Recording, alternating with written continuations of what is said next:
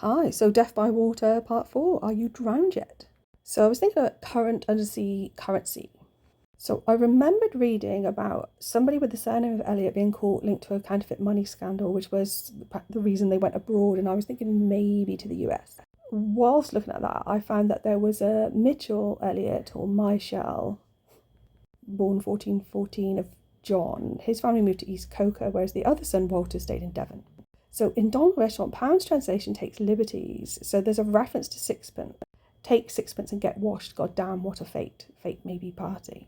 Mansfield also referenced sing a song of, and then changes it from sixpence. So then I read an article about forgery under King George III, where coins were made deliberately dirty, which is trunk hand, to avoid closer inspection. But this was the link, I did eventually find it.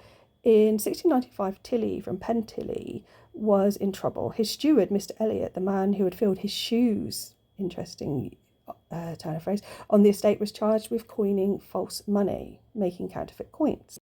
The servant escaped abroad before he could be arrested, but there are hints that his master had been part of the scheme, that some of the Tilly wealth was actually made up of false currency. Now, there's no link on that blog for further information. This was under William III, if I didn't already say that. I'm intrigued to know which Elliot that was and if it was a relation. Filling the shoes could relate to shoe of Egypt. Then I thought of current under the sea as a riptide. And with that, I was thinking about Jack the Ripper. I'm not sure if I've mentioned it before. It's obviously, as you can probably tell, I like anything that's mysterious. I like to drive myself crazy about it. So I thought, does this link back to Albert and Lil's conversation? There was speculation about Albert, Victor, Christian, Edward as a suspect in the killings, but it transpired that there were alibis for the date. There were rumours that he was being blackmailed because he had a child, and so did the killings. There were rumours also that he was linked to a homosexual brothel, so I was thinking, well, it's one or the other, although I guess you could be both. Loads of the royalty have had illegitimate kids over the years, bastards. So I don't see what would matter unless he had married her. And there were other rumours that it was his surgeon or something, his doctor. I don't know, but that's what came up with Riptide for me. In the Wasteland, we've got picked his bones in whispers as he rose and fell.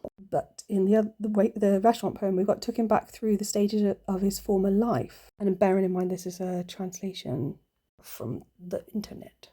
I didn't really get much for that apart from thinking of carrion, which is something that birds eat, maybe a prophecy for the Carry On films. But I also thought of Baudelaire's poem A Carcass, which is depicting a similar scene of like murder, or the death at least, of a lecherous whore with a stinking, festering womb. But obviously many years before Jack the Ripper. But this could relate to corpse, mummy on a bed, hieroglyph. I will continue.